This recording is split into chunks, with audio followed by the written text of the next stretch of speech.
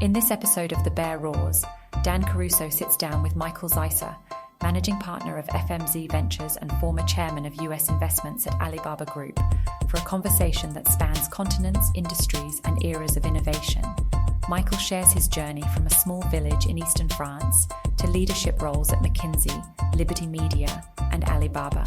Today, Michael runs FMZ Ventures, a growth equity firm focused exclusively on the experience economy.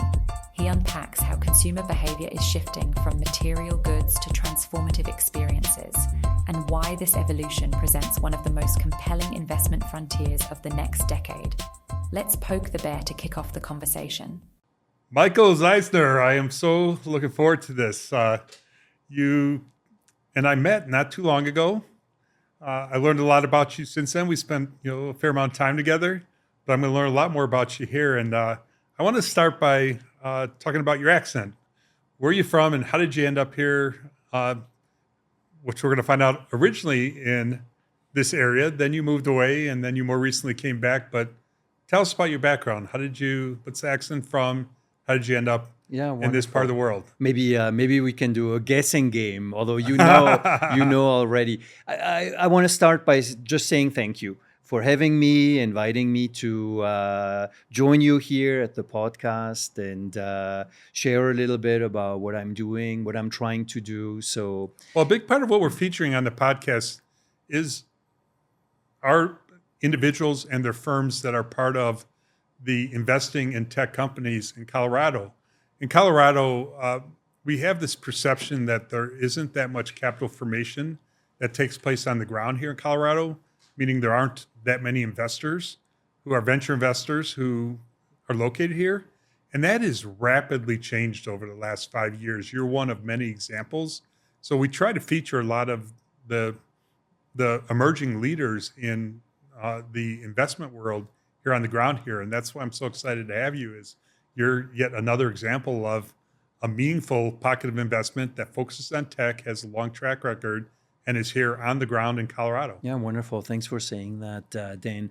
Yeah, so basically, the accent should reveal that I am French, half German, actually.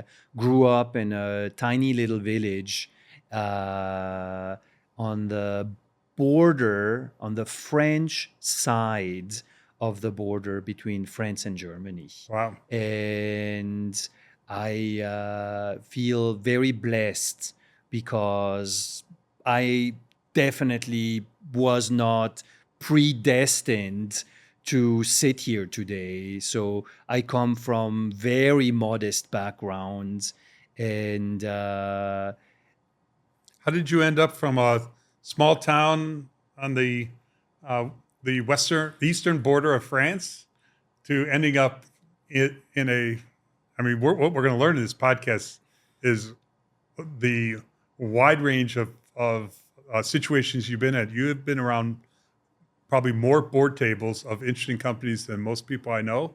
So we're going to bring that up. How'd that happen? How did you get out of the small I think town of France? So I'm an immigrant. I like to say I'm an American by heart. I chose this country, and I think like a lot of immigrants who choose America, I am here because I wanted to get out of where I was from, and I wanted to create bigger, better opportunity for myself than what I thought. How did that happen? How did you develop that drive, that interest, even knowledge of the opportunity to do something else?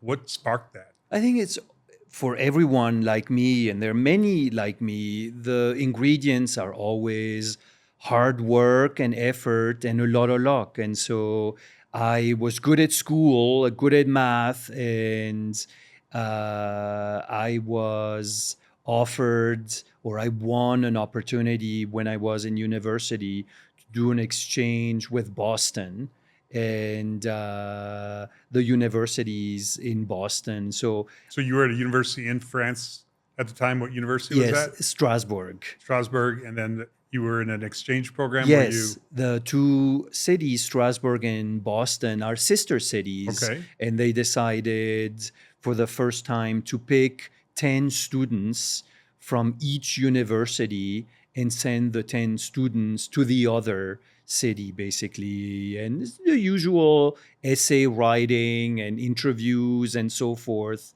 And I was one of the 10. How certain were you wanted to do that, or was it a hard decision to uproot yourself from France and decide to go to Oh no, Boston? that's That was the, easy the for you? easiest decision. Yeah. Okay, because it isn't always easy. I mean, it wasn't easy for me to leave Chicago and come here to Colorado, and that's a low bar compared to what decision you made. Well, it's what I said. It's if you don't love where you are and you feel where you are limits your opportunities and your possibilities, then I don't know. For me, it was an easy But decision.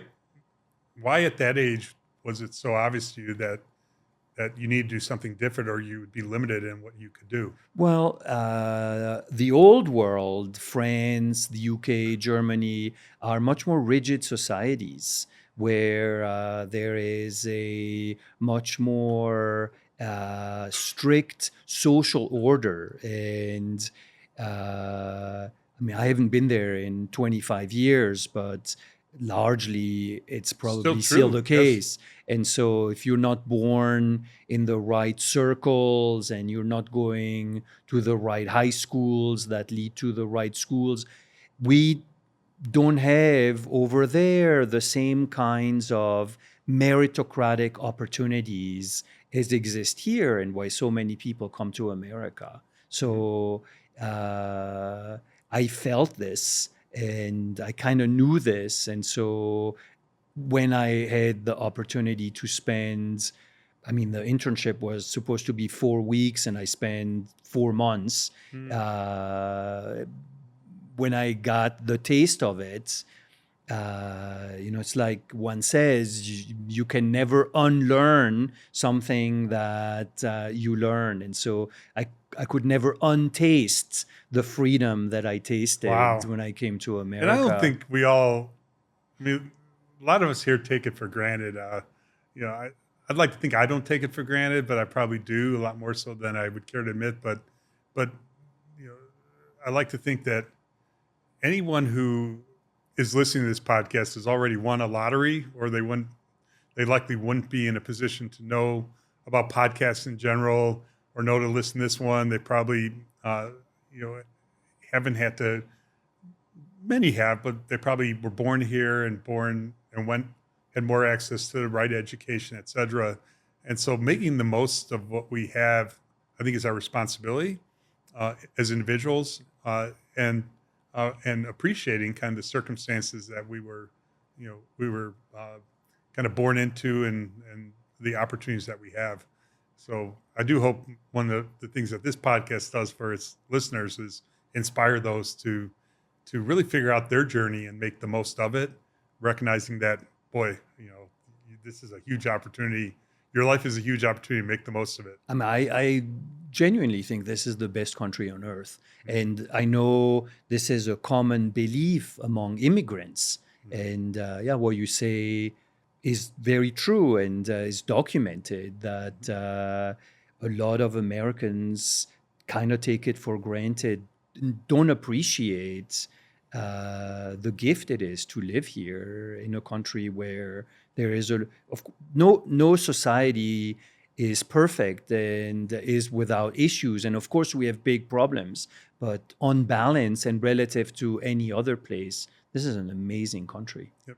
So you mentioned math, and you said you were good at math, but you also, if I recall from our earlier conversations, you also love math, right? Math is a passion of yours. Yeah, I like I remember numbers and statistics, and it just allowed me to do better in school than anyone in my family had ever done. And so after this really lucky exposure to America and to Boston, I was determined to come back. And I thought that the best way to credential myself in a country here where really I knew no one and no one knew me, was to go to school to get a degree. And I've always been interested in business.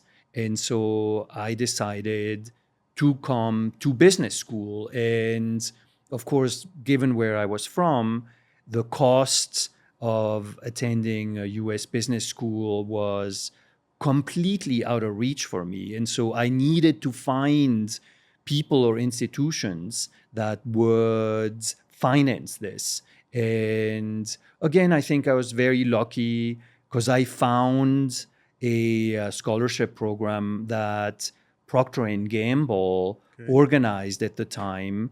I don't know if they still do this, but they awarded 2 merit scholarships a year to non-Americans, to international students. Wow. Same essay and interviews and same deal. And anyway, I won it. I won one of the 2 slots.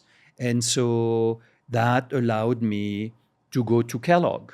And Kellogg is Northwestern, for those who don't know, in Chicago. So Kellogg, I went to University of Chicago Booth, and University of Chicago and Kellogg were big rival MBA schools. Still are. Still are, with Kellogg being, at least at the time, more known for the soft skills of business, marketing and communication skills. And at the time, Chicago was extremely known for its, quant skills, all about analytics. And since then, I think Chicago's moved more toward Northwestern, and Northwestern's moved more toward Chicago. And there probably isn't that big of a separation, but still 2 of the absolute top business schools anywhere in the world. Wonderful schools, and it was a wonderful opportunity for me. And basically, the big professional break that I got was McKinsey found me. And I ended up going to work for McKinsey and Company. That was probably a pretty cush job. What did you work, 20, 30 hours a week when you were at McKinsey? Yeah, that's right.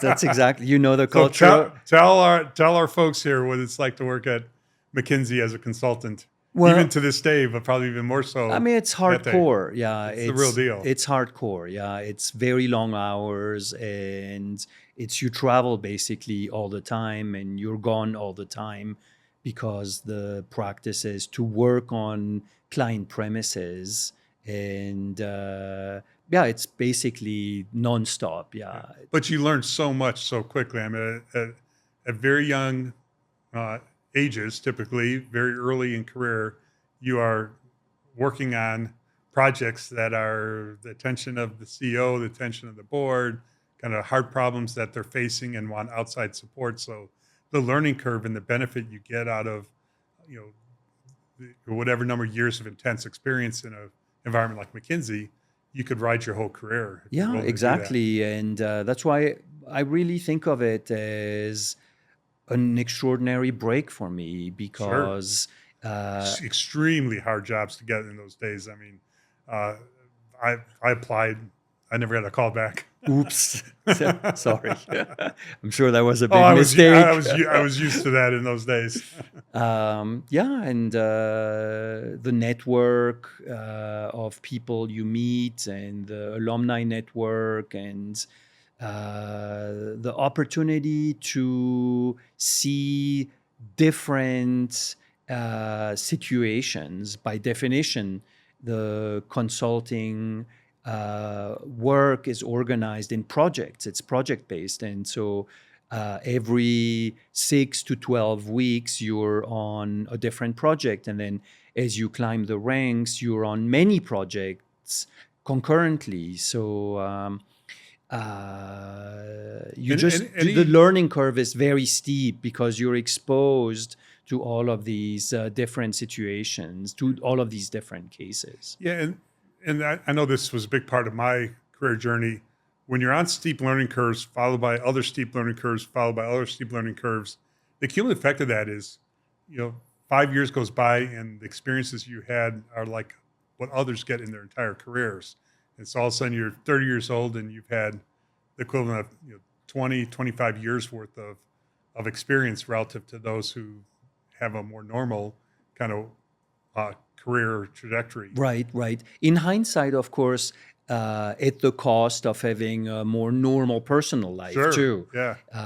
Doesn't come for free. Yeah. So and I was one of those people who were all in. So I was elected to the partnership very quickly in 5 years, Wow. and then I was lucky because I was in New York. I had picked New York, and New York is the largest McKinsey office, although the firm was formed in Chicago, actually. New York is the Right. largest office. And because New York, I don't want to offend people from other cities, but let's say New York is often described as the media capital of the world and the financial services capital of the world.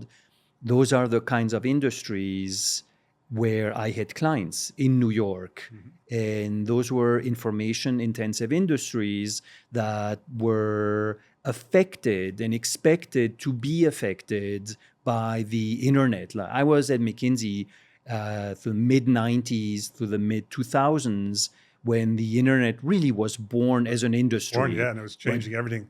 What were some of the projects you remember most fondly either because it was a positive experience or sometimes more fondly because you learned a lot from what maybe wasn't the most positive experience? No, one of my really favorite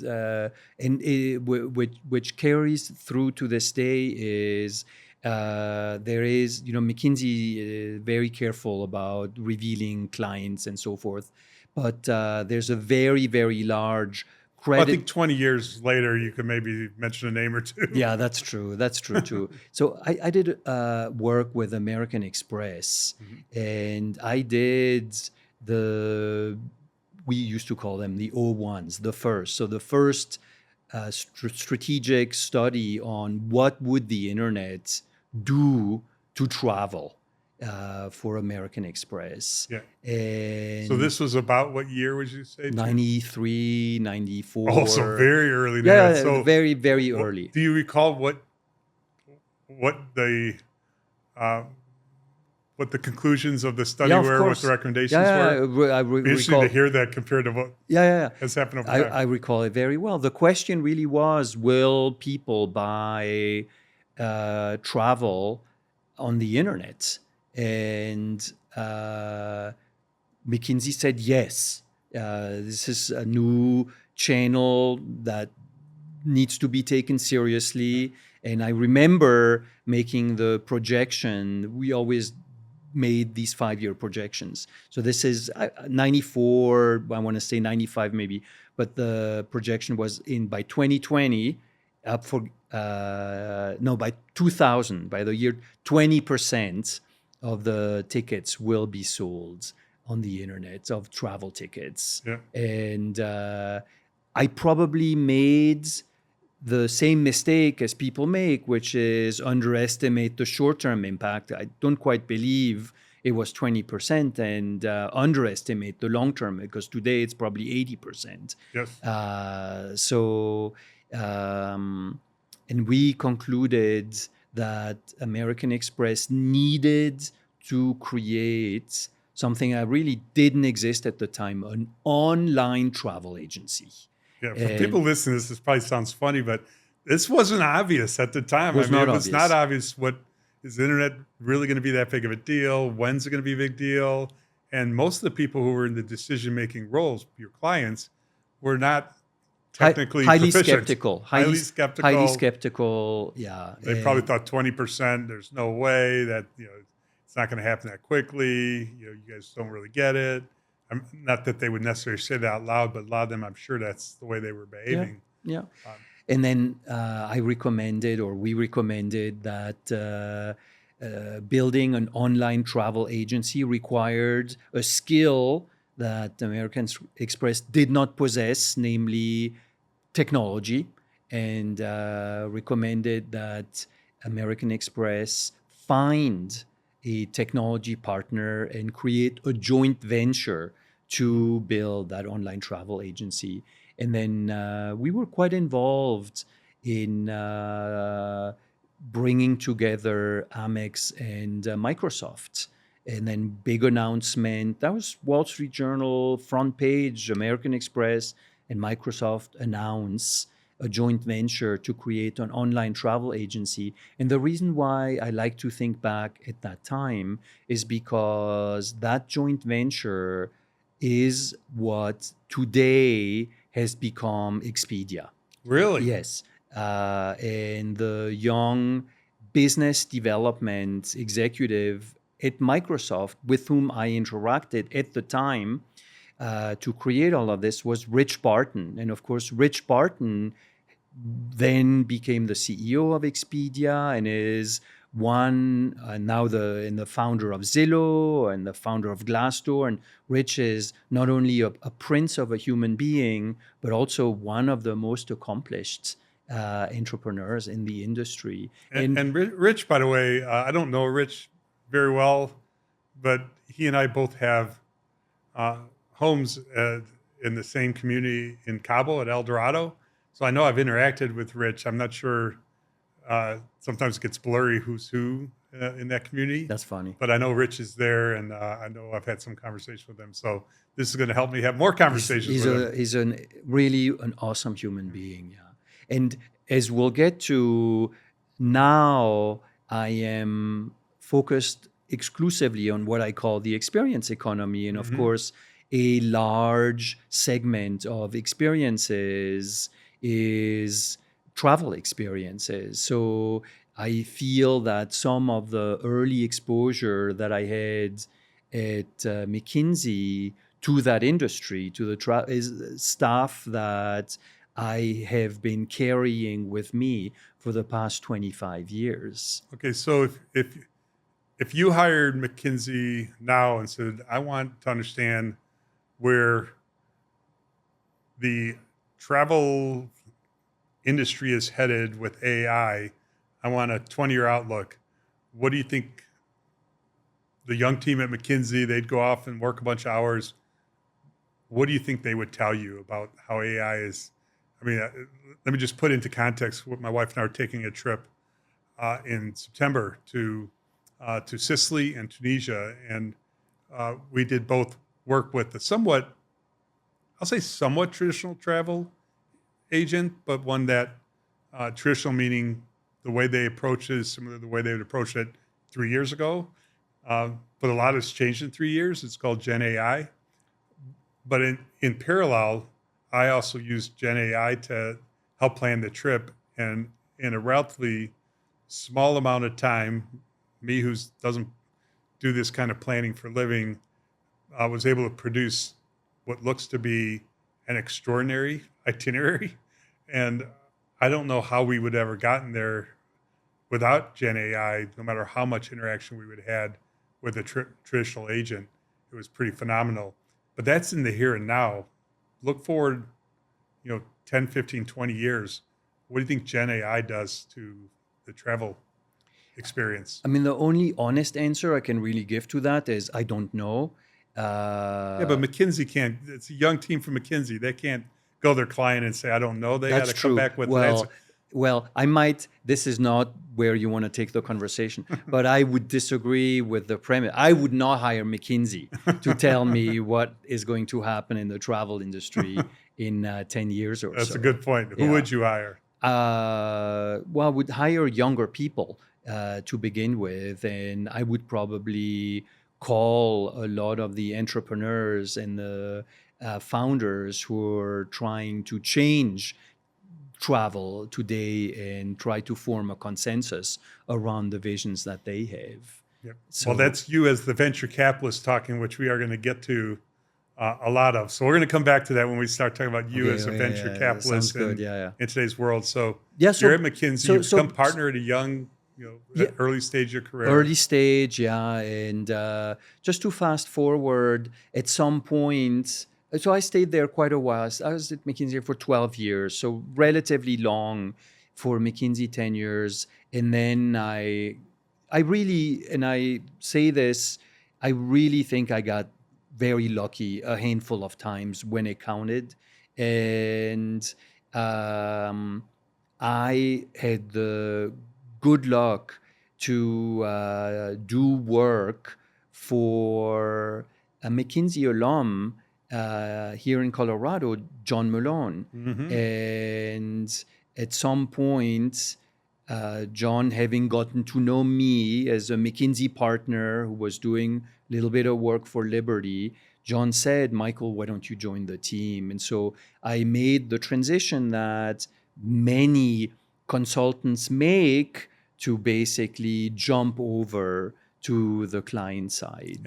And to put John in perspective, I've only met John a handful of times, and I know him. I don't know if he knows me. John is iconic by any definition of iconic. He's one of the most important business leaders in Colorado history. He's considered, in the top 1 to 3 of pioneers in cable TV and media content. Played a huge role. John's the real deal. He's in multiple parts of my book, Bandwidth. He's there in his interactions with a company called Teleport, which was MFS's early rival, in selling Teleport to AT&T, being part of AT&T's board during their transformation, which included the wireless. Spinning out of that was Liberty, which you just talked about. John was also kind of investor in a company called ICG here in Colorado that I ended up buying after he lost a lot of money on it. So there's 360 Networks, which I bought. John had some role in that as well through Greg Buffet. So John is iconic. So when you mention a client in Colorado named John Malone, you're talking about the John Malone, right? So what was John like when you worked with him? I think John is the most brilliant person I've ever worked with, and he's just 2 steps above anyone else I've met in terms of just intellect and ability to make decisions and think about the future. And execute too. I mean, you said make decisions, but execute on those decisions. I mean, he was a force of nature in what he built at TCI and what he built at Liberty Media and Liberty Global. I think Lionsgate is part of his, Well, now they have Formula One, Live Nation, of course, Charter Communications, which I believe is now the largest broadband company in the world, actually. Yeah. So yeah, I was, they say always pick the teacher, not the class. And that's really something that served me very well in my career, is basically bet on people, people for me to follow, or people for me as an investor to support. And so the idea of going to work for someone who I genuinely, to this day, admire profoundly, and I'm very lucky to have an ongoing relationship with him. He's an investor in my fund, and the opportunity to go and work and learn from him, I thought was, frankly, a once in a lifetime. And when you joined him, what did you join him to do? He made me the internet guy. Okay. So, I mean, that's kind of what I was at McKinsey. Yep. And Liberty had recently taken control of QVC, the television shopping company. Mm-hmm. So we're talking 2002 now or so. And the big strategic issue for QVC at the time, of course, was, is the internet friend or foe? Will Amazon kill QVC, yep. TV shopping? Because QVC was all about infomercials on TV that would be selling product. People would watch it, have to be entertained, but also, they would buy the product off of the TV show, probably call in numbers, and the product would be shipped to them. Yeah. So the internet comes along, and it's like, how is the internet gonna as you said, is that a friend or a foe, or what's our internet strategy? Yeah. Wasn't obvious how to transition QVC from its very successful form mostly pre-internet, to what the world would look like in a post-internet stage. Yeah, exactly. So people at QVC would be very sad if they heard you mention the word infomercial, and they would say that's not at all what we do. But What would they call it? well, now they call it social commerce, Okay. and it's it's basically television shopping. And it's a remarkable company. It's I haven't been involved in, of course, a long time, but when I had it, it was the most profitable retailer on the planet, and it was a cash flow generating machine.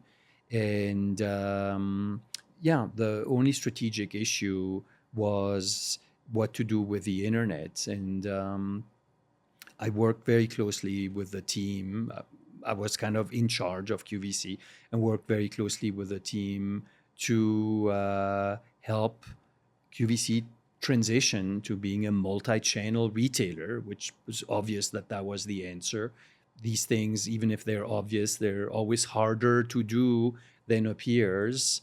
But that was the original mandate that I had there. I got a lot of the assets that Liberty owned, all of or most of, that didn't fit into the conventional definitions of media. So they weren't cable, they weren't traditional television channels. So I got those. And What are some other examples? well, I had the Game Show Network, for example, which is I was the chairman of the Game Show Network, which was a joint venture we had at the time with Sony, and a bunch of smaller companies that you probably didn't know. And then what I did 2 roll-ups. I basically appended to these 2 video channels, QVC and Game Show Network, internet components. So I rolled up a number of vertical e-commerce companies, some whose names you're likely to remember, backcountry.com, bodybuilding.com, ProFlowers. I had gifts.com, Evite, Red Envelope. So I created a roll-up of e-commerce companies that then we basically appended to QVC. And I did the same in a segment of online gaming called skill gaming, where I consolidated this is late 2000s, 2008, 9, 10. That's right. Yeah, exactly. Companies called World Winners, Skill Jam, Fun Technologies was a listed company. Put all of those together, and then merged those with Game Show Network. The theory being that the television signal and exposure could create promotional power for transactional opportunities on the internet, basically. So, and then what happened to each of those 2 brands? What happened to the QVC entity, and what happened to they still exist. They've gone through many iterations. The genius of Liberty is really to be able to do very tax efficient transactions, and over the periods of the past 20 years, it was the strategy of Liberty to deconsolidate itself. And so all of these pieces are independent pieces now. Mm-hmm. And does Liberty still own, or does John still own a piece of it, or did he actually? I don't know what John owns, but Liberty is no longer involved in either of these. But they both exist, right? Mm-hmm. Yeah. Do they exist as public companies, as private companies? One QVC exists as a public company. Gotcha. It's gone through a few iterations since then. Game Show Network is a private company. Yeah. So how long did you stick with Liberty? 10 years. 10 years, and that would have been about 2012? Yeah. And then then you did some crazy stuff after that. Yeah, then I did this. Yeah, then I had this I hope this is interesting to people who are listening, but then I had this crazy encounter with Jack Ma, the founder of Alibaba Group. So tell us a little bit about Jack, and because Jack had, as founder of Alibaba Group, and his interactions with China, and put this in perspective, who Jack Ma, because a lot of people here probably sort of heard the name, well, it's but they don't really know how big of a story I don't think his it's was. wrong to say that he was like the Elon Musk of China. Yes. You would go into bookstores in China and they'd have like 7 books, 7 biographies on Jack Ma. He was totally revered as one of the top 2 or 3, with the founder of Tencent and Baidu maybe at some point. And frankly, he built what was at a time the largest internet company in China, Alibaba Group. Very analogous to Amazon, what Amazon built. The business model, very analogous to huge e-commerce platform, multiple divisions. And today is... And built a cloud platform too. Exactly. Out of it, so. Today also is by a mile the largest cloud services platform in China. And I don't really know the scope outside of China anymore. I haven't been there in 7 years, but huge logistics division. You're right. It's very similar. The business scope and model, very similar to Amazon. Big media division, big financial services division. And then his interactions with the state of China, the country of China. Tell us what happened there, because he and the powers to be in China, they started to feel presumably threatened by the success he was having. This all happened after I left. Yep. And we'll come back to your engagement there, but I want to make sure we paint the picture of who Jack Ma was, what Alibaba was, and kind of how that played out for Jack. And then we'll come back to what you were doing when you joined them. In and around 2022 or so, Jack had a falling out with the Communist Party, the regulators in China, and decided to retire from his very public roles at Alibaba Group. Yep. So really was out of public view for a few years. Too much speculation about what happened and where is Jack Ma, but he's fine. Yep. And but the wealth he created during all this was incredible. Well, right? Still is. Wealthiest. Still is. And I joined Alibaba. It's a little crazy, really, if you think about it, that this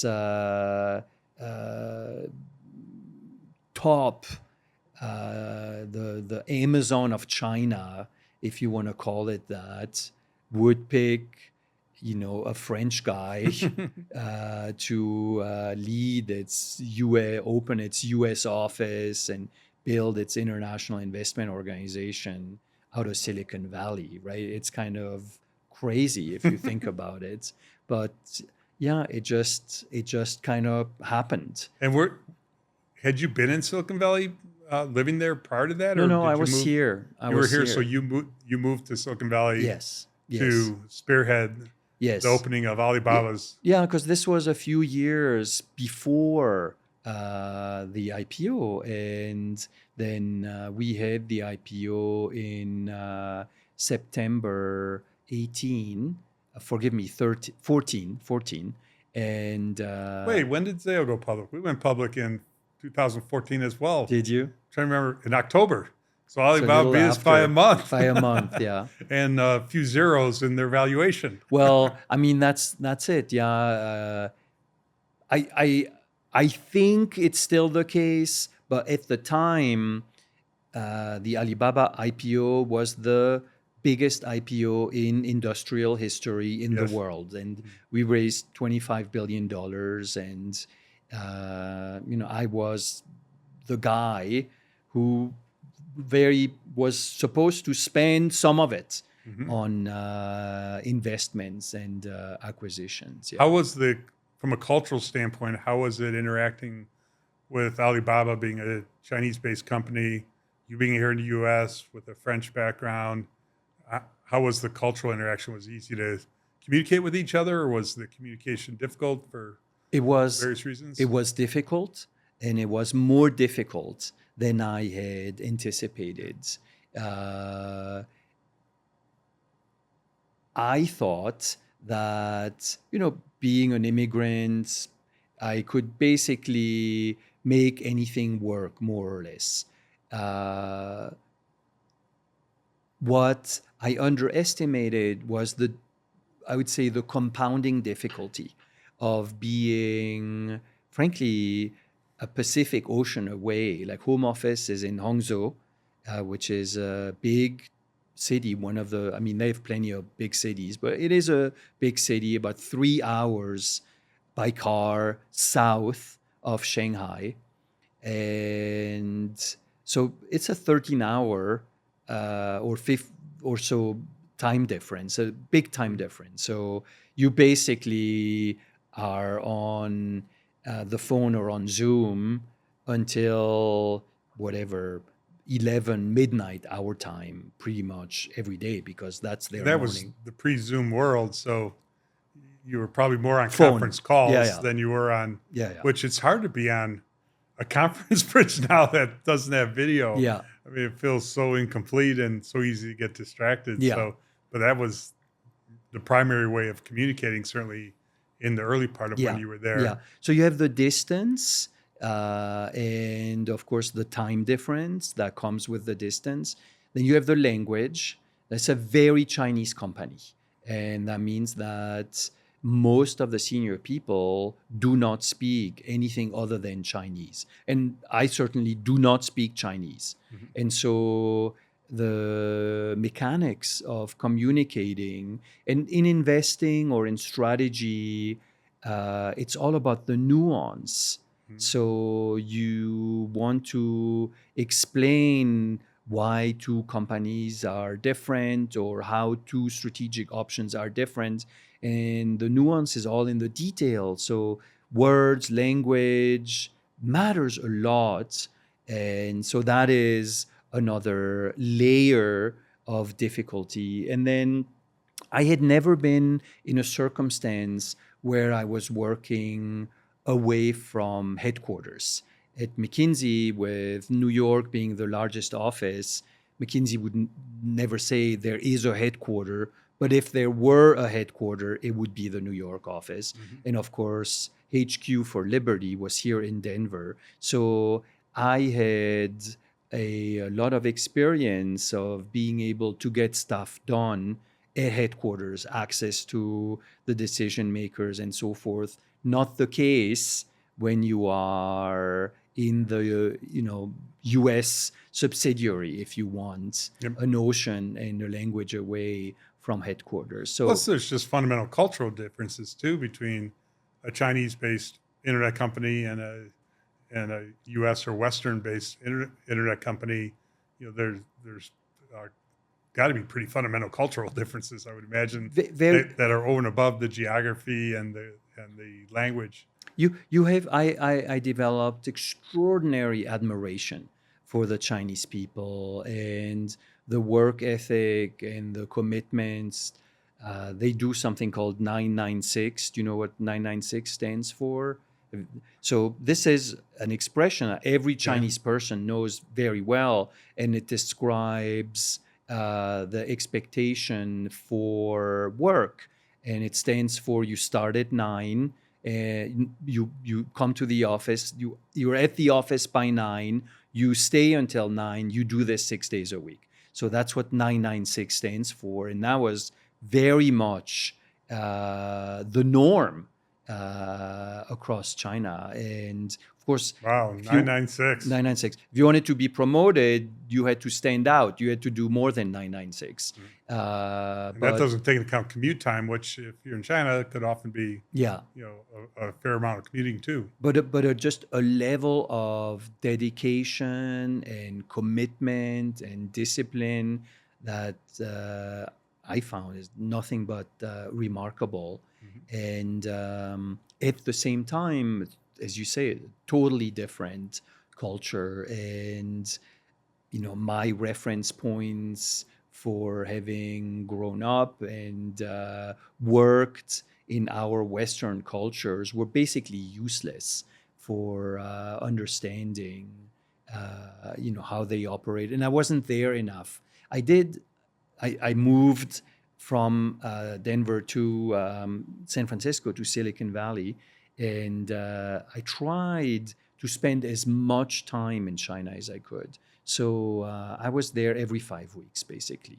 I mean, people at United Airlines literally knew me. Like everyone knew me.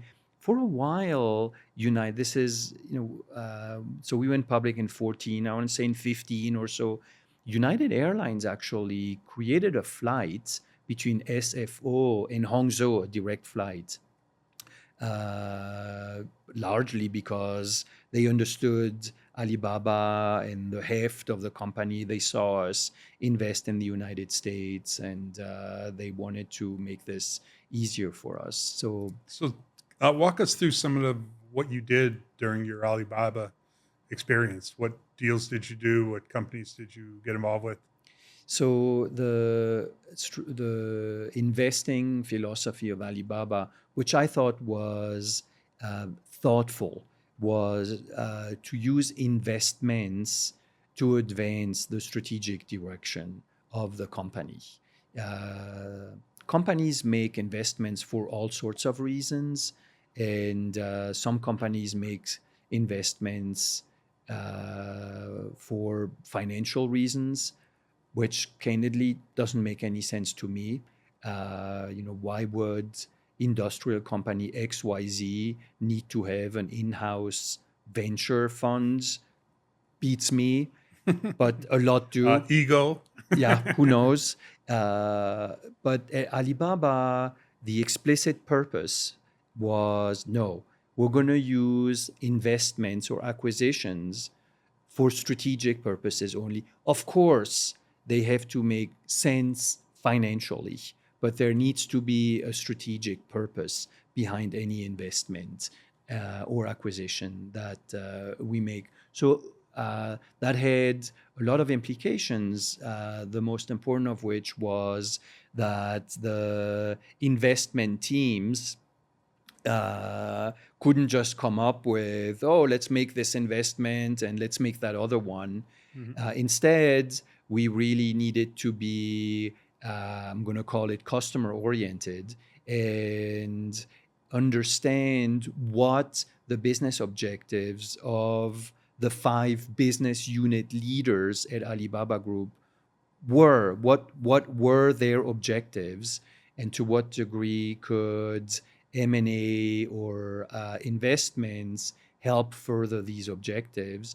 And then we needed to surface potential opportunities and subject these opportunities to a approval of business unit leaders who needed to become sponsors of the individual opportunities. So it required a very high level of collaboration with the business unit leaders, which of course was made more challenging because of the distance and the language, as I described earlier. So, for example, we made very, very interesting investments.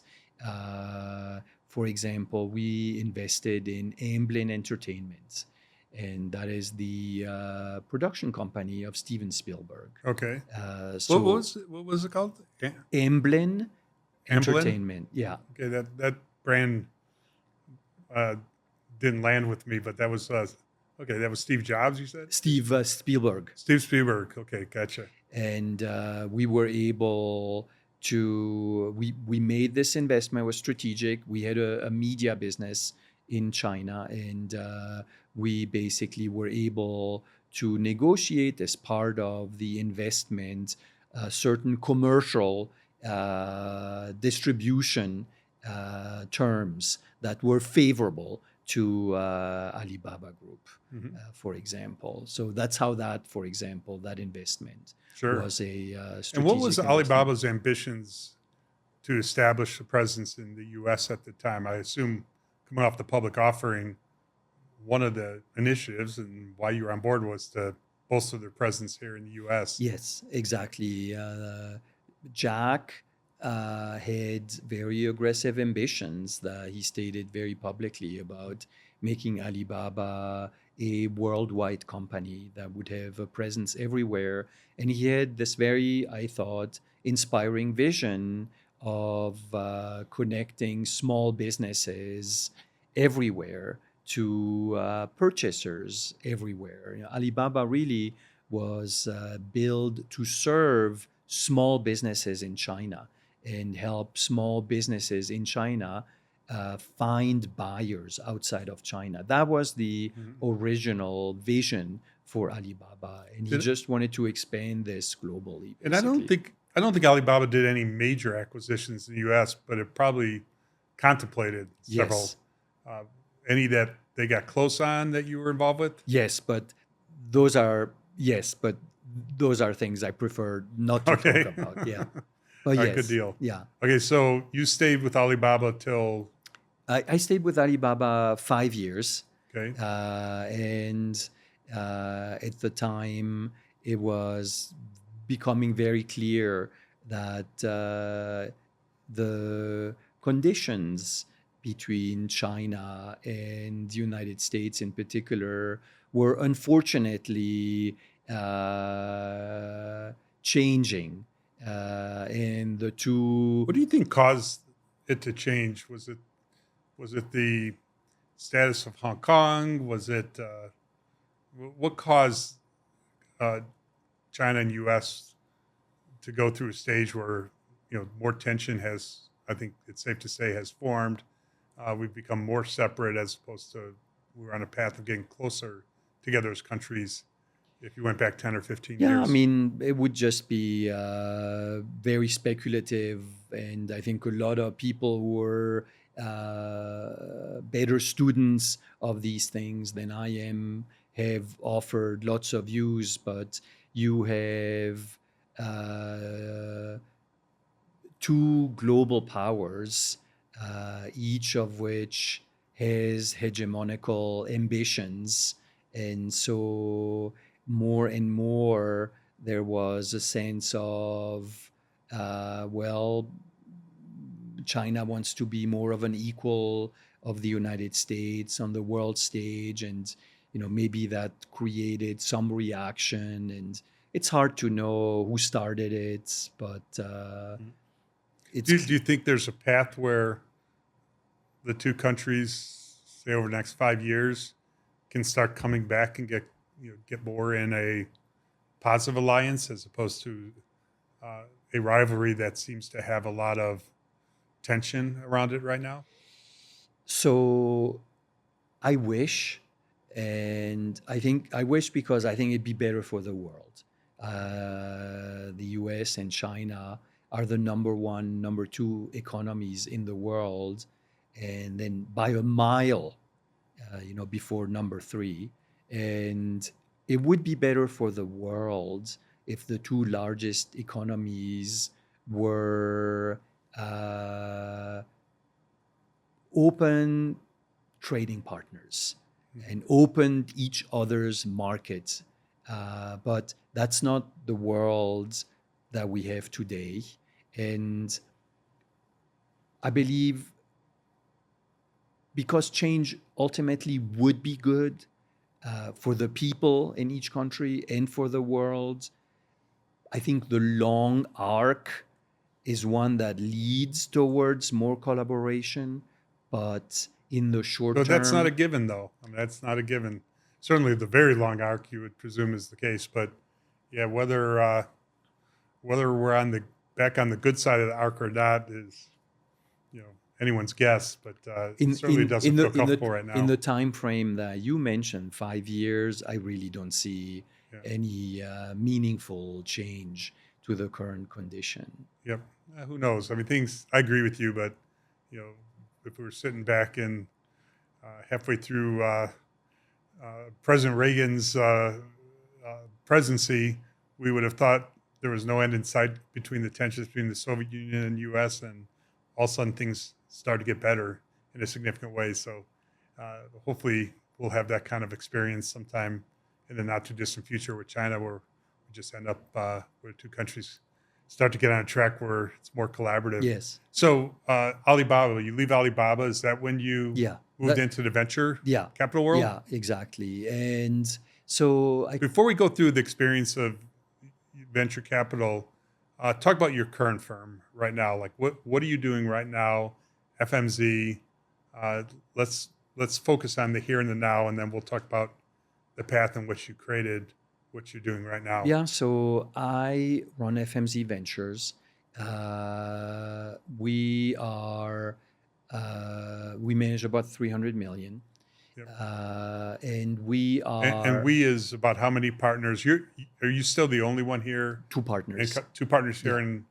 One here, one in San Francisco. Okay. Oh, so the 300 million that you manage is just with two partners? Yes. Okay, so pretty lean. Yeah, very lean. Yeah, we're trying to be a next generation firm and do only the activities where we have unique leverage and outsource everything else. Yeah. Okay. And we have a narrow, highly specialized strategy, which is we only invest in what we call experience economy companies. So we only invest in companies that stage, distribute, or enable experiences. So we have conviction. This is why I created the firm. Is I see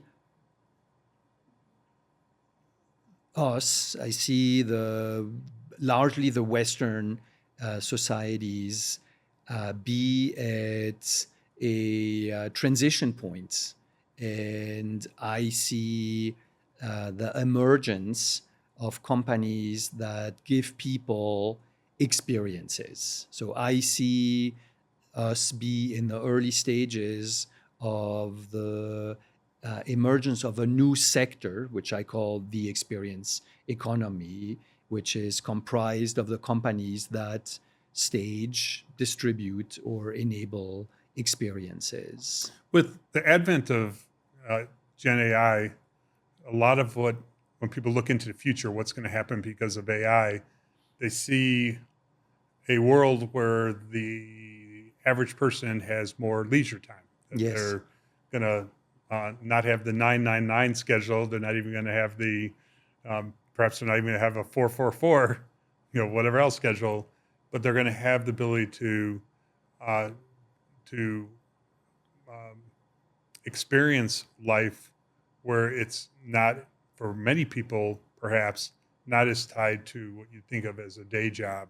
And with that means they're going to need, I'm going to start by saying they're going to need to be entertained more, but entertained doesn't mean in that world I'm going to go see more movies. It means, I think what you're saying is they're going to need experiences. Their life is going to have to exist of experiences that give you emotion, give you adrenaline rushes that create a reason for you to wake up in the morning and be excited about what happened during your day. And yes, is that kind of the way you're That is envisioning? one way. Of course, when I founded the firm 7 years ago, I had no idea of Gen AI. So I got to this idea and this thesis of experience economy completely independent of Gen AI. But I agree with what you're saying. Is one of the likely outcomes is that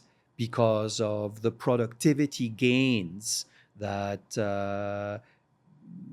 Gen AI software will cause to occur in companies on many companies, most companies, that yes, it is very likely that most knowledge workers will have to spend less time on their current jobs.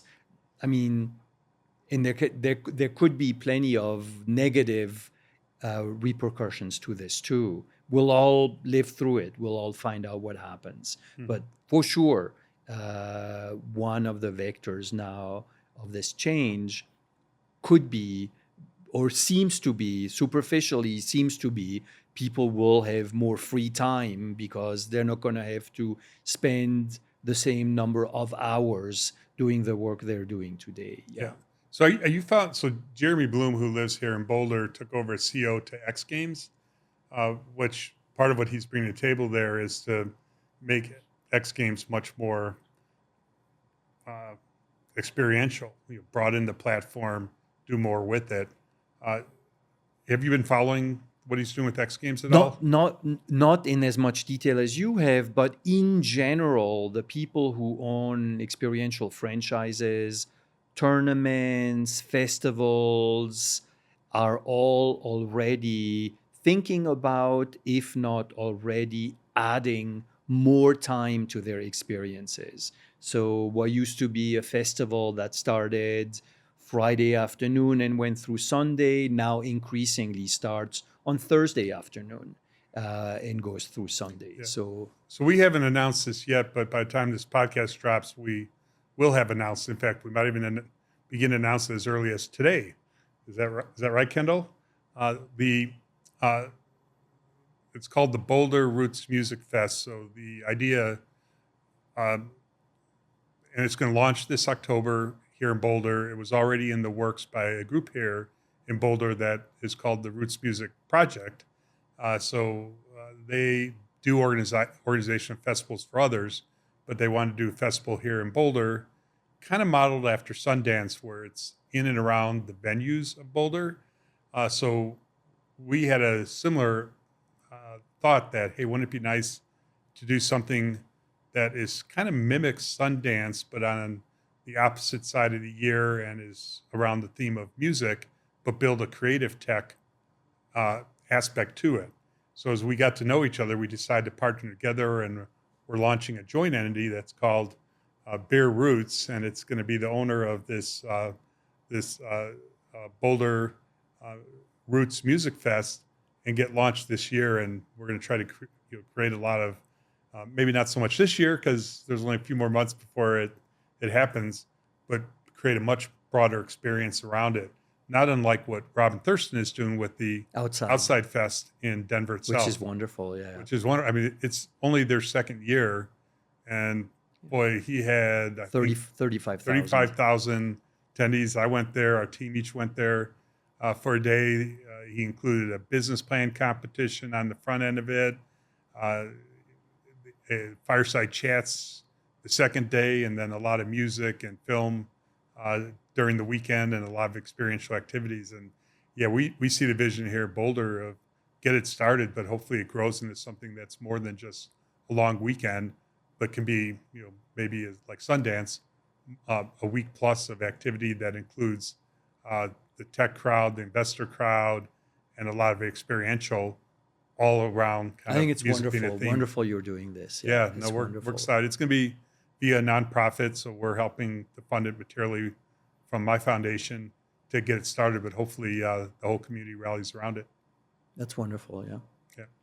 So give us other examples of how you see the immersion economy. Well, and then we're going to come back and talk about FMZ, kind of how the path in which it is now. And when you say 300 million, is that what fund are you on? So you're on Fund 2, yeah.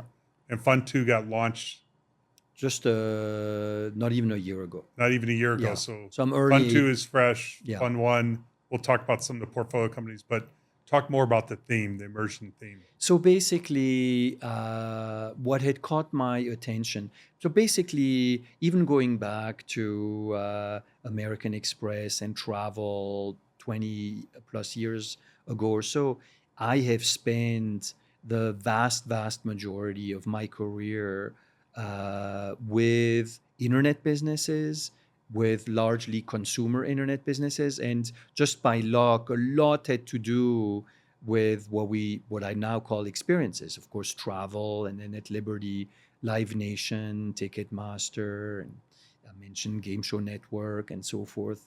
A lot of live events and so forth. So I had some sensitivity to this genre, if I call it that. And what caught my attention 10 years ago was that the data, people were tracking consumer spending, the data was beginning to show very clearly that there was a spending pattern shift going on, that consumers in the United States were changing their spending pattern. And it was changing in that they were spending more money on experiences than things.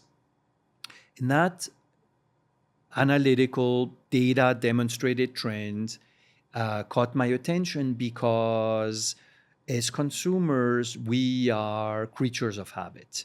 It's very rare for us as consumers to do something different, and then to do something different sustainably.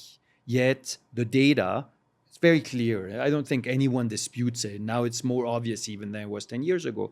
But the data was saying very clearly something is changing. Consumers are changing their spending habits. They're spending more on experiences than things.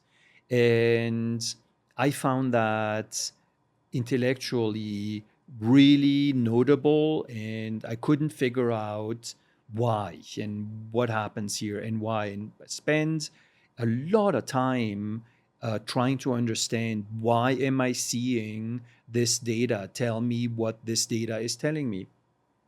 And I had an aha moment maybe 10 years ago by going back to first principles. Let me really understand fundamentally consumer needs. And I went back to the Maslow hierarchy of needs, the pyramid. And I had this aha moment when I looked at that pyramid, because what occurred to me was the lower levels. So just for everyone, the Maslow hierarchy of needs is probably the most well accepted, broadly accepted framework that describes human needs. And it was created by this psychologist, Abraham Maslow, in the 60s, I believe, in the United States. And it's a pyramid, and they said we all have needs, and we have basic needs, and we have advanced needs, just to simplify. And it says that we have to attend to our basic needs before we can attend. Safety. Exactly. Food. Shelter. Shelter. Yeah. And so safety, food, shelter are basic needs. And the highest level need he has is what he calls self-actualization. That's basically the need for us as humans to feel good about the life we're living. So meaning we're aligned with our purpose and we have meaning in life. Other high level, and that's a need, right? That's a need that I have, that you have, that everyone who listens to this has. Other high level needs are love, the need to love, to feel love, belonging is a big human need. The thing that occurred to me then 10 years ago, looking at that pyramid, was the lower level needs, as you say, food, shelter, safety. The way we meet these lower level needs, we buy groceries for food, we buy homes for shelter, we buy alarm systems or guns for safety. Those are all things. Whereas the higher level needs, we all have had a friend who's not feeling good about himself. And we know that if he goes out and buys the red 911 that he's always wanted to have, that it might give him a little boost of gratification for a week or two, but it's fundamentally not going to make that friend feel better. Instead, what would make that friend feel better might be, for example, to take time and to travel, because as you will agree, I'm sure, paradoxically, part of why we travel is to find ourselves, right? We go far away into the world to find our place in it. And of course, travel is an experience, it's not a thing. Similarly, our friends might just go to therapy. And therapy is, of course, the same, an experience, not a thing. And so I abstracted from these kind of very simplistic examples that maybe the big idea here is that experiences should be thought of as solutions to higher level needs. And to me, that made perfect sense that in our Western societies, of course, it's not true for every single individual, but by and large, our lower level needs, by and large, are met. And therefore, as the theory postulates, we are now tending to our higher level needs. And if you're able to accept my idea that the way we meet our higher level needs is through experiences, then I think it's a perfectly plausible explanation for why we're seeing spending shift from Things. to from things to experiences. At least it's the best explanation I've come up with, or I've heard anyone else come up with, of why are consumers spending more on experiences. And so for me, and if you're able to accept this basic idea, experiences are solutions to higher level needs, it's not just travel. Actually, I think about 4 categories. I think about kinetic experiences, that, yes, includes travel, includes the music festival that you just announced, includes the outside includes all festivals, music, includes sports. Those are all, I call them kinetic experiences, real world experiences. But a equally important second category is what I call psychotherapeutic experiences. So this is mental health, this is next generation CBT. I'm an investor in Headspace, which is meditation and mental health. But that is a huge category. And to me, it's wonderful to see younger people, Gen Z, at this point having completely destigmatized what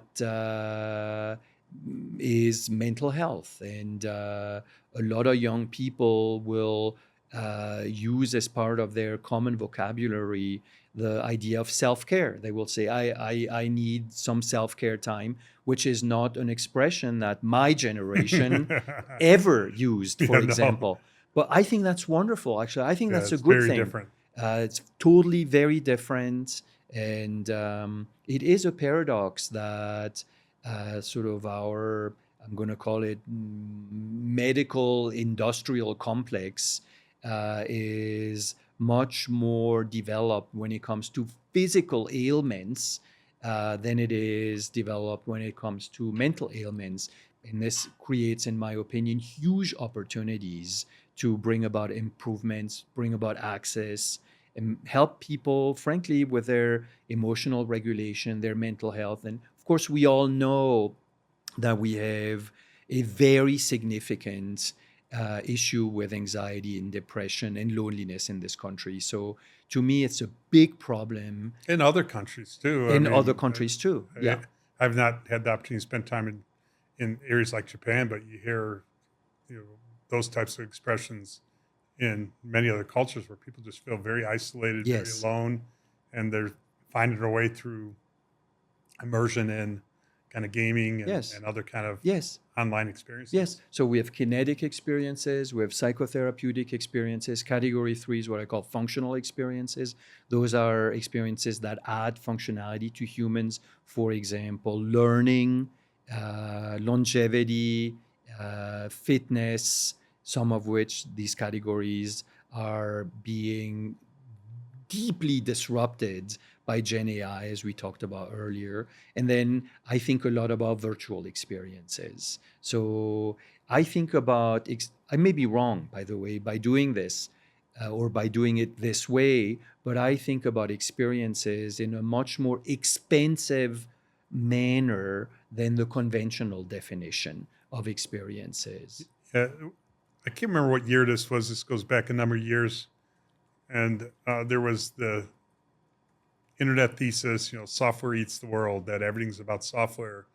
And we're almost entering a different time. In fact, I think we are entering a different time where it's the intersection of software and hardware that's going to be extremely prominent. Yeah. I think there are people, I hear people use expressions like AI-driven hardware. It's, certainly we think of a Waymo or we think of drones delivering food, but I was here here in my backyard. My wife had kind of a person we work with who's in the sound design business, and he had the newest model of the goggles, the Meta Apple. goggles, where you're able to both see a rendition of something in the physical world, so you could see everything around you while you see objects being For sure. inserted there. And that was the first time I had that experience, and it was pretty remarkable. We're kind of walking through kind of what he put up in their backyard, a gazebo or whatever it was, just to get a feel for how all that works. So that how we're going to bring AI to help enable the real world. So when we think of people having more free time because of AI, I'm not so sure that's the right way to think about it. I think a lot of people are going to shift how they spend their time, but they're going to be spending their time on what we'd consider professional pursuits. It's not going to be entertaining themselves or maybe not even spending any more time in what we'd consider entertainment in the future than they spend today. But it's going to be doing something very different. They're not going to be sitting at a desk working on a computer. They're going to be more in the physical world, doing stuff, interacting with new experiences enabled by AI and being enabled by devices, hardware that you can control in ways that you can never control in the pre-AI world. Yeah. And what that means people are going to be doing, I don't think we're even beginning to imagine that yet. But I do think, to your point, there is a category of experiences that I happen to call functional experiences, which includes learning. Yes. In upskilling and so forth. And so I think that's a big category, actually. Yeah, I have this desire that I know a lot of people share, and you could blame it to some of the podcasters. You could attribute it to Graham Hancock.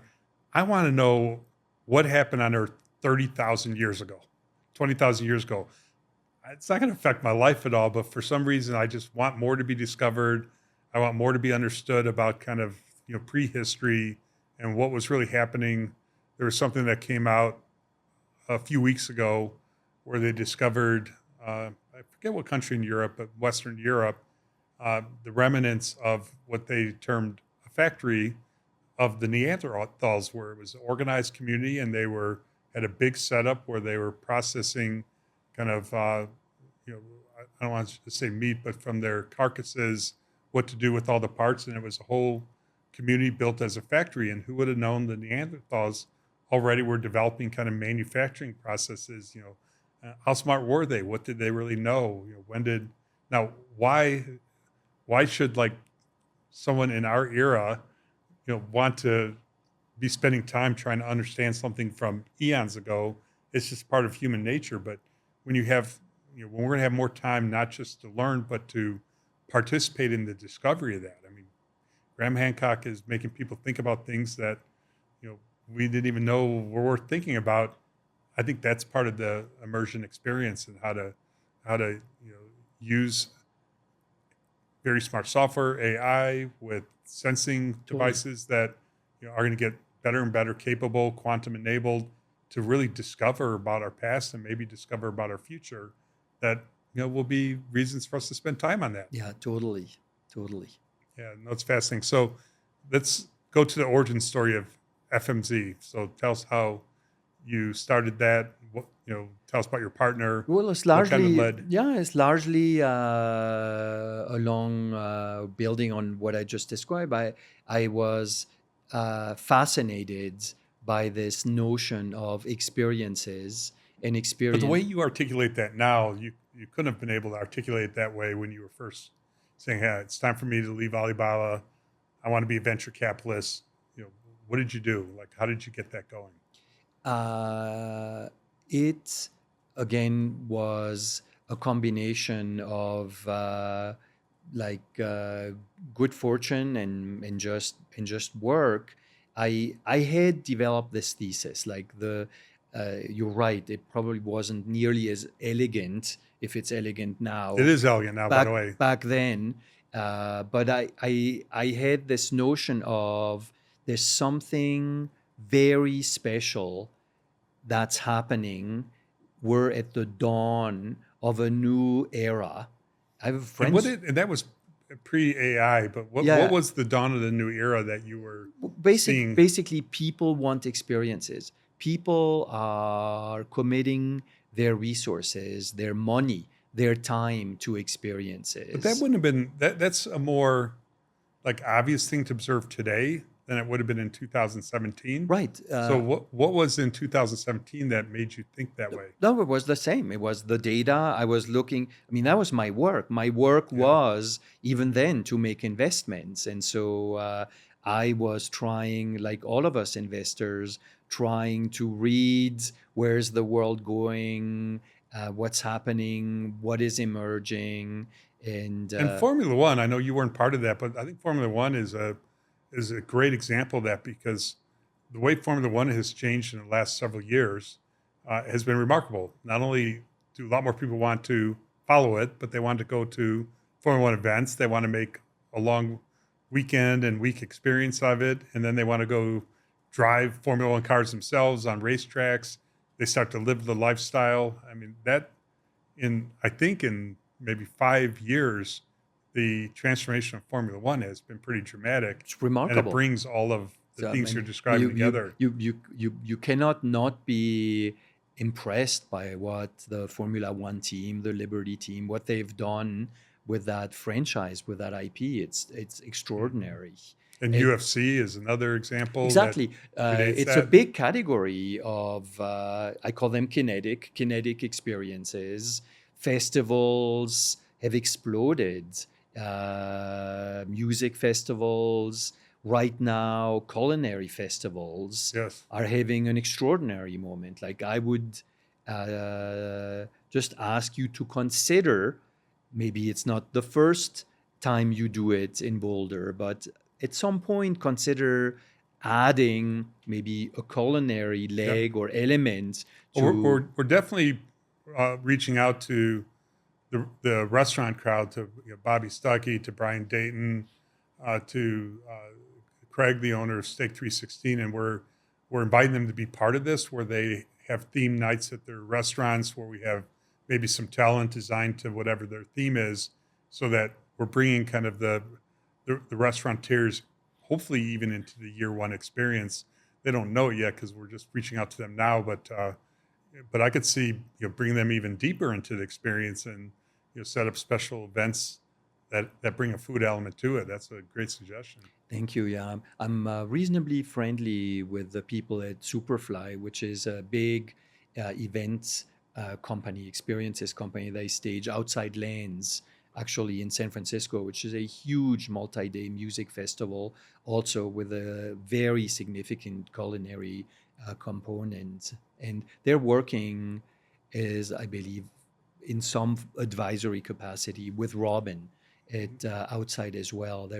They're very good people. Yeah, they might have some interesting ideas if you guys are still in the design phase. Yeah, it's probably too late for this year but this year is just kind of getting off the ground. Of course. I think right after this year, that's going to be the opportunity to kind of take a step back and say, okay, where can we really take this? So yeah, I would welcome that introduction. Everything I do and the way I conceived of the fund is consumer-centric. So in this, again, may be a mistake. But when I designed the firm and when I thought about the strategy of the firm, I did not want to be beholden to a technology or to a technology wave. I didn't want to be beholden to whatever, Web3 or crypto, or I totally agree with what you said earlier about augmented reality, for example. I'm a big believer still in augmented reality. Yeah, those two words have been together for a long time. But I got to tell you, the first time I felt augmented reality was in the backyard Sure. last week, No, no. and just experiencing something real, not fabricated, but real. That certainly I did the VR before, but that's a little different when you're just entering kind of a fabricated world versus one that you're both seeing and sensing, the physical world around you, and things being inserted into it with intent Yeah, or purpose. of course the phone form factor and it is amazing and wonderful, and we couldn't live with our phones, but it has one very, very significant limitation, which is that we need our hands to use it. Yeah, and you gotta Right. Whereas a wearable hardware device basically gives you your hands back. And so that has enormous value for many, many use cases. So the technology to miniaturize all of the sensors and all of the hardware that needs to be packed into your glasses isn't quite there yet. It is getting there, but it'll take a little longer. But I remain a big believer in.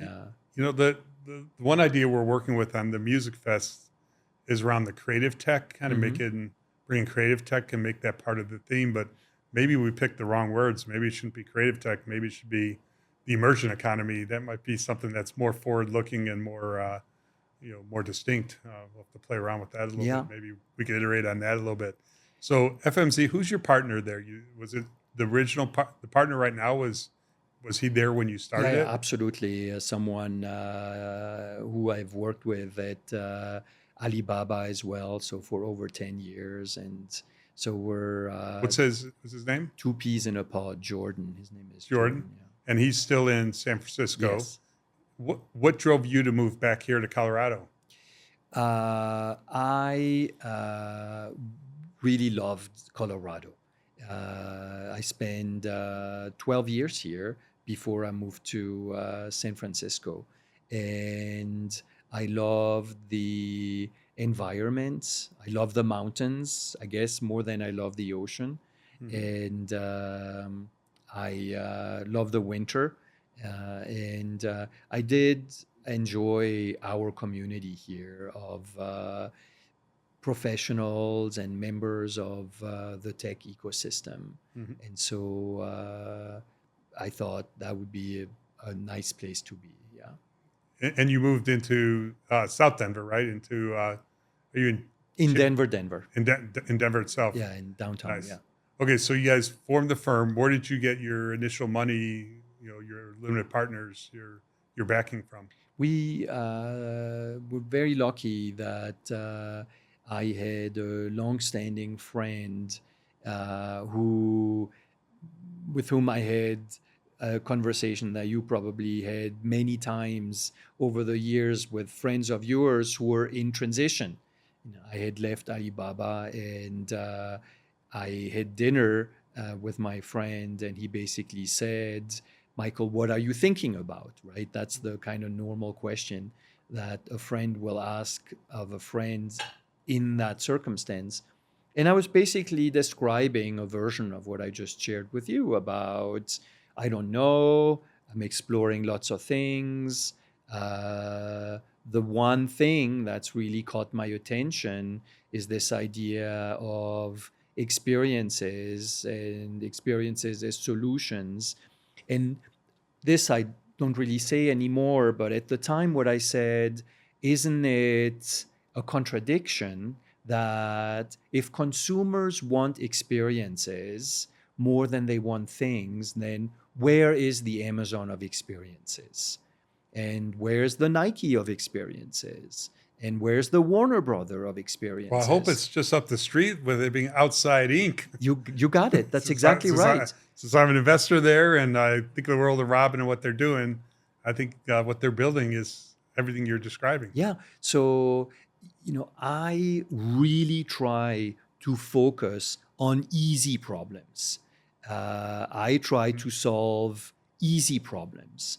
And it just seemed very logical to me that if consumers wanted experiences, there should be one or maybe many Amazons of experiences. And there should be many companies that would be, as I call them, Nikes of experiences and Warner Brothers of experiences, basically content companies, creative companies that would stage experiences in the categories that I mentioned: kinetic experiences, psychotherapeutic experiences, functional experiences, and virtual experiences.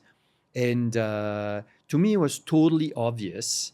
And it still is, by the way, even now, whatever, 7, 8, it's actually now it's even more obvious to me that these companies are being founded by founders who basically may use different words than I use, but basically have the same vision and are building the content and distribution and enablement companies of this emerging experience economy. And I thought I can really make a difference.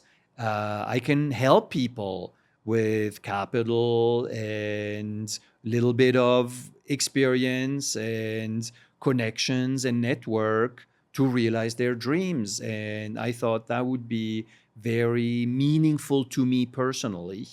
And basically, my friend said, you know what, Michael, that sounds really interesting. And if you're serious about doing this, we'll be your first and your anchor investor. Oh, nice. And basically, yeah. As I said when we sat down, I genuinely think luck. Of course, you have to do the work. You have to prepare for your own luck. But good fortune has a lot to do with it. Yeah. Yeah, you definitely have to work hard. But I do think, as I reflect on my career, and I had a big opportunity when I prepared to write the book, there were several times where nothing other than luck played a big role. And I think people hear people like you say that or me say that, and they think we're just trying to be humble. Yeah. But it's more than that. There truly are. Now, you do have to create the circumstances where a lucky break's going to help you a lot.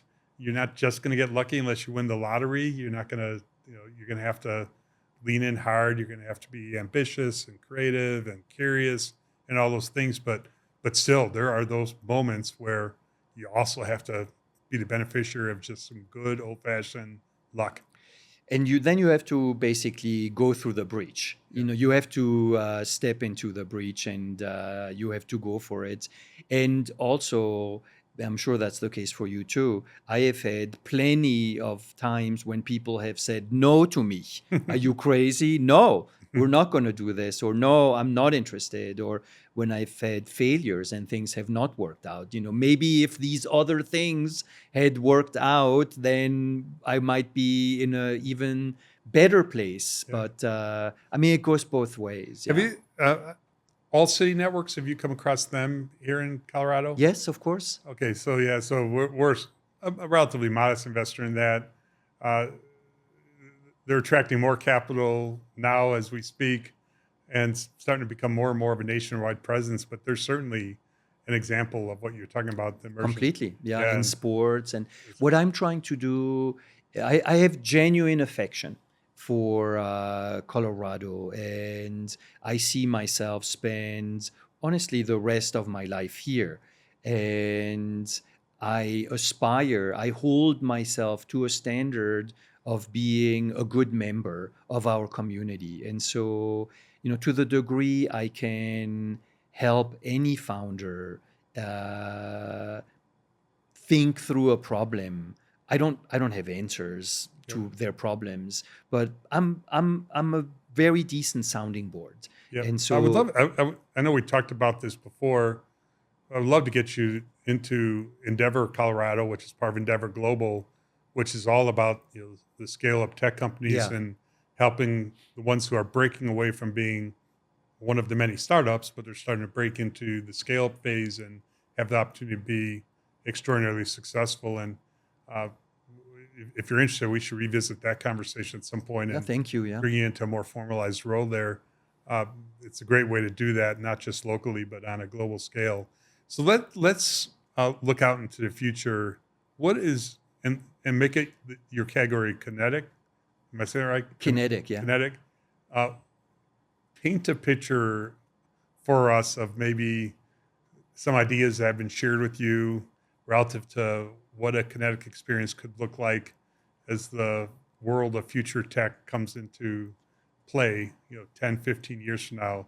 Anything that you've heard that just sounds both more likely than not to happen, but just a very different experience than we live in today?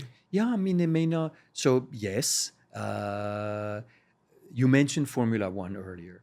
A lot of people have seen, I agree, the success of Formula One and have said, oh, I want to do the same in this other sport. So one thing we're seeing is a lot of, I'm going to call them traditionally secondary sports, basically organize themselves to be a version of Formula One. So we're seeing in curling, for example, believe it or not, is organizing itself. And, you probably know pickleball is organizing. Absolutely. We have a sail GP. We have World Championship of snowboarding. We have leagues in running. So we have a lot more sports that are organizing themselves right now. And I think that's quite positive because it'll create opportunities for more people to get involved in a participatory and in a spectatory way with new sports, with more sports, and go outside. One of the things that I think about a lot when I reflect on experiences in general is I told you about the categories, right? The building blocks are the first thing people need to just be willing and be open-minded to accept as an idea is that experiences are solutions to higher level needs. And the second thing is I described the 4 categories that I can understand. There might be 17 categories, but I can think of the 4 that I think about. And then, what's the purpose of the experience? And I think about 3 objectives of experiences. I call them inspiration, connection, and agency. So I think the reason why people participate in experiences is because very fundamental to our human nature to seek inspiration or connections. Like I think one of the deep issues we have as societies is that we are as humans increasingly disconnected. And I think a lot of the loneliness crisis, a lot of the mental health crisis is actually a crisis of disconnection. And I mean disconnection from one another, from other people, disconnection from nature, disconnection from purpose, disconnection from value, disconnection from meaning. And so when I see sports or events, like even your music festival, when you describe your music festival to me, of course, I understand that. So the functional layer of what you're creating is, yes, there will be musicians, there'll be stages, they play music, there'll be music. But I think the more important part of what you're creating is you're creating an opportunity for people to connect. Connect and have shared experiences. You got it. To build on them over time. Yes. To build memories together. Yes, that's exactly right. Yeah, that's A exactly. sense of place, a sense of purpose that cuts across kind of your normal kind of insular social circles, perhaps. Yeah, I think there's a lot of that. And then, so I mentioned the community I'm part of in Kabul that's called El Dorado, which is part of Discovery Land, which I'm sure you're very familiar with, DLC company, and they're really in the business of creating kind of experiences. They've got now properties all across the world, and when you are part of one of their communities, it's really the shared social experience, both shared with other people who are there, and when you bring guests with you, bringing them to a spot where they could have a whole variety of experiences, physical, entertaining, community oriented, that are just kind of a whole different sense. And you see a lot of replications of that model that people are pursuing now to be similar to, but have some kind of twist. But it's all about what you're describing. It's how do you bring the physical world and kind of the most forward-looking trends, pickleball, padel, whatever can keep people engaged and active and developing shared experiences together. So it's pretty interesting. It's in our fundamental human nature to be social and emotional creatures. And I think, and a lot of other people think, more learned people who've studied this more deeply than I have, think that the technologies and the technology era in which we are has in many ways dehumanized us and isolated us. And so I do think that we are a little bit in a moment of crisis of purpose, I would say. And so these experiences, I find it very motivating for me personally to try to support founders, people who create companies, to try to remedy that. And that's why I think a lot about connection, like does this company, this project, this initiative, does it create connection?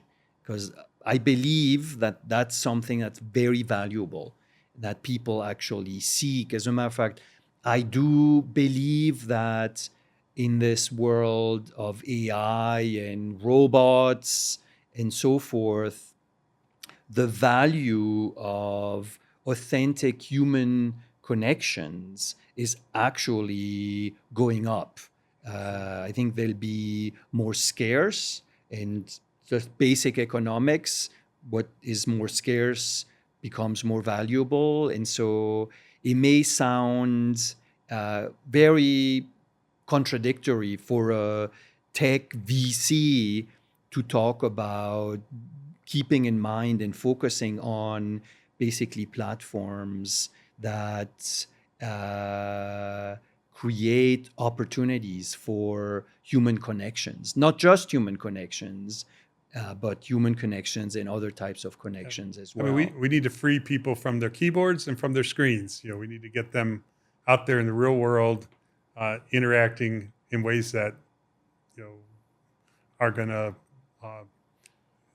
interplay with not just AI as software, but the hardware that is enabled by AI, and get people out there, interacting with one another and interacting with the environment in kind of a whole next generation fashion. I think that's really what you're talking about. Yeah, absolutely.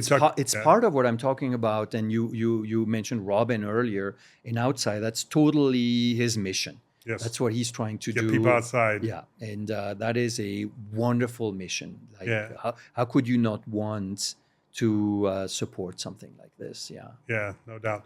Well, this has been fascinating. I mean, we covered a whole bunch of ground. Is there anything that we didn't cover that you want to bring up? No, it's wonderful to spend more time with you, and thanks for giving me a forum here to share a little bit about what I'm trying to do, and if it's interesting to anyone, I'm very easy to find. Yeah, as I started this podcast, one of the big themes in what we're doing here with the Bear Roars, very focused on Colorado, although many of our guests are from elsewhere, but also wanting to promote the capital formation activities on the ground here. People like what you're doing at your firm and many others. We are underappreciating the opportunities to get behind our investment community. In fact, I'd like to think of our venture investment community as a vertical that's developing here in Colorado, just like quantum is developing and space tech is developing. Interesting. The capital formation vertical has been kind of sparse if you went back 10, 15 years ago. But now I think it's exploding in ways that very few people can see. And I'm trying to bring that to the table. You're probably the 8th or 9th guest already that is part of the capital formation. You have a way of making 20. me feel very special. Yeah, you are special. You are bringing Silicon Valley mindset and money on the ground here in Colorado. Not focused on Colorado companies per se, but that's okay because it's an industry in of itself. And maybe someone who works with you here is going to start their own firm 5 years from now, and they're going to focus more on Colorado, and it's just part of the ecosystem that we're building here. So thank you for being a guest, and it was fascinating. And man, what a story you have, and I'm glad we're able to share it. Very kind. You're too kind. Thank you, Dan. All right, Michael. Thank you for listening to this episode of The Bear Roars. If you enjoyed the episode, please like and subscribe on your listening platform. This podcast was produced by Loud Bear Productions and edited by Kendall Weinberg, with support from Gibson Seeger, Katie McDonald, and Elise Pettigrew.